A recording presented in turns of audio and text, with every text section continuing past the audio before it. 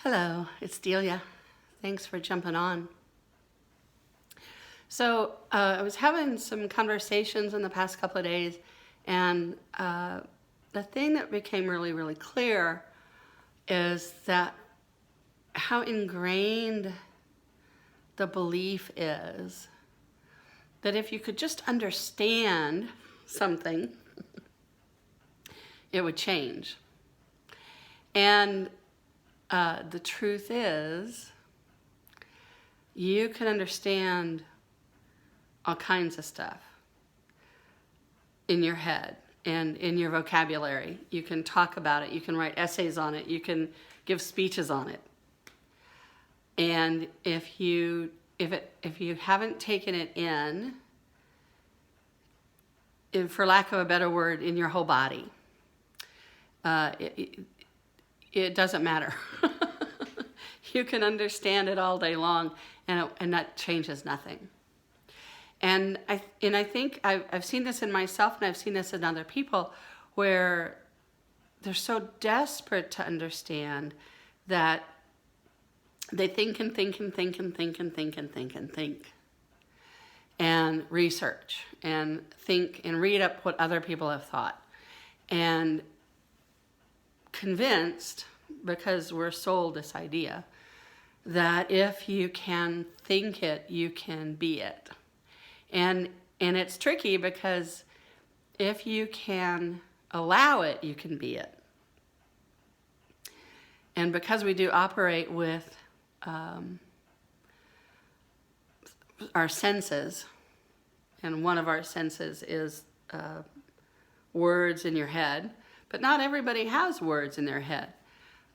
There's many different ways of thinking as there are trees. I mean, it's just remarkable. Some people don't think in words. Some people don't think in pictures. Some people don't think in colors. How people think is very different. But I digress into the fascination of how unique we are. And coming back to this whole thinking and understanding thing, especially since, I don't know, Freud, doesn't matter, we have been conditioned to believe that if you think about it long enough and hard enough, and if you think about it well enough, you can understand it. And if you understand it, you have the key that opens the door. And I know a lot of people who have really well-developed thinkers and overly well-developed analyzers, and never let themselves off the hook. And no matter what they understand in a conversational level or in a vocabulary level, the things that they find pain in their lives about are still there. So here's a new idea. Maybe it's new, maybe it's not. But what if thinking isn't the first thing? What if the thinking comes after? What if the language and the vocabulary comes after the fact? So what if the thinking about it and the words and the vocabulary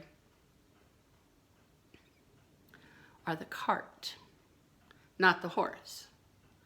And what if the horse is something like inner knowing, a gut feeling, knowingness? What if it's something that's more full-bodied, less verbal, and has, what do you call it? Evidence in your life after you do it. So just let's try it this way. Think about something that you're really good at. Maybe it's something you've studied for a long time. Maybe you're a musician and you've practiced a lot. think about something that you really have a deep relationship with and that you're really good at. Now, notice, this sometimes helps to close your eyes, just notice how you feel that thing in your body. Sometimes you can feel it all over. Sometimes you can feel it in your chest and your abdomen or your throat or your head. It kind of doesn't matter, but I want you to just notice, where is that relationship and that knowingness located in your body? Yeah, just allow yourself to be aware. And you can ask your body to kind of turn up the volume on where it's located so that you really get a sense of where this knowingness resides. Yeah. Now notice with this knowingness, notice how there's like a level of calmness. Maybe soothing would be a good word, or it's like more than confidence. But the vocabulary is often confidence. But when it's that thing that you really, really are in tune with, there's no doubt, right? And that has a certainty or a smoothness. Yeah. So what if that's the horse? What if that's maybe that's the way we're built, is to lead with that kind of a knowingness thing. And then the explanations and the words come later. So think about an innovation. When somebody first thinks up something, they're creating it. They're kind of intuitively kind of pulling it out of the air. They're in relationship with it. They're calling it to them. Einstein used to talk about getting answers, inspiration, equations, in the shower. And a lot of people have that kind of experience where something comes to them, right? And in the beginning, it's not codified, it's not written down. There's no instructions for you to follow. So in the beginning, it feels like you're making it up, you're pulling it out of your ass. It's just, it's a different thing. And then the more you're in relationship with it and you're experimenting with it, you come to really grok it. From The Stranger in a Strange Land. Groking is like a whole body experience. It's not just a mental experience. And then there's momentum.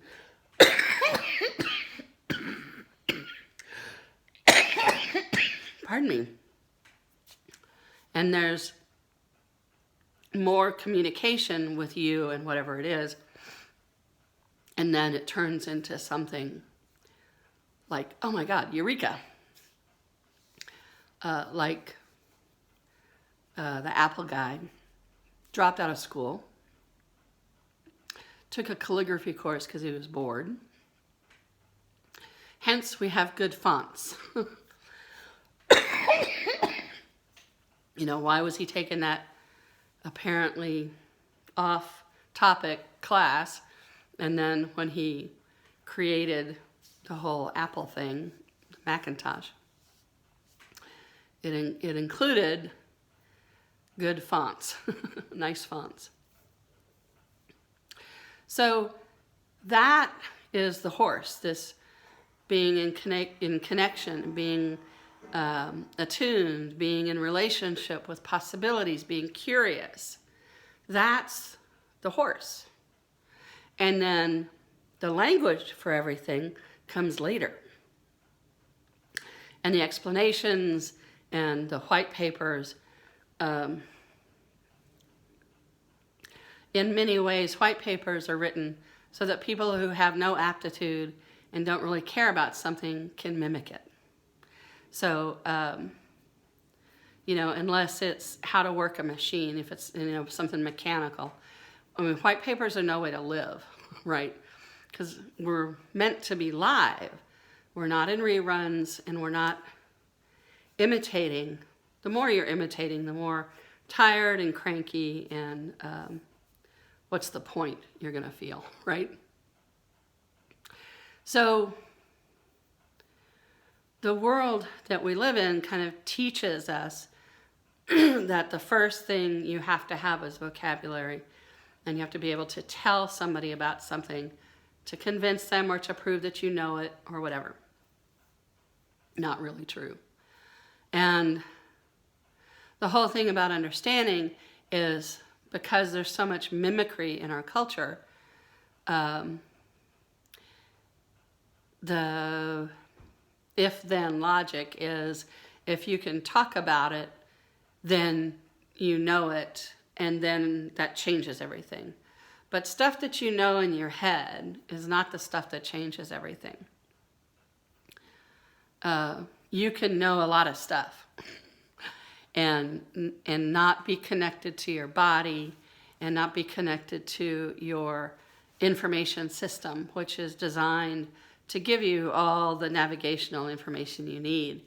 But the culture says you don't really need your body except for sex or, to buy deodorant for it. So all that's kind of crazy. But you can know things even if you don't have a vocabulary for them. And you can change your life more by how you're being, which includes your body, and that communication between your body and your brain, which is part of your body, and your higher self, which is not physical. So, being able to describe something to somebody, being able to write a paragraph about it or give a lecture on it is not the same thing as knowing something.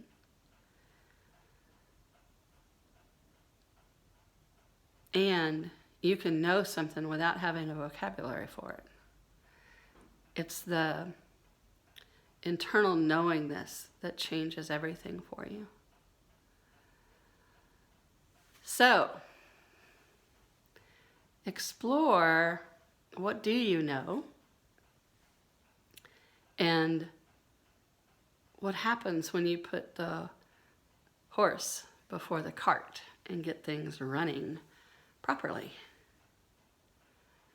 All right, so I'll see you next time. Thanks for listening.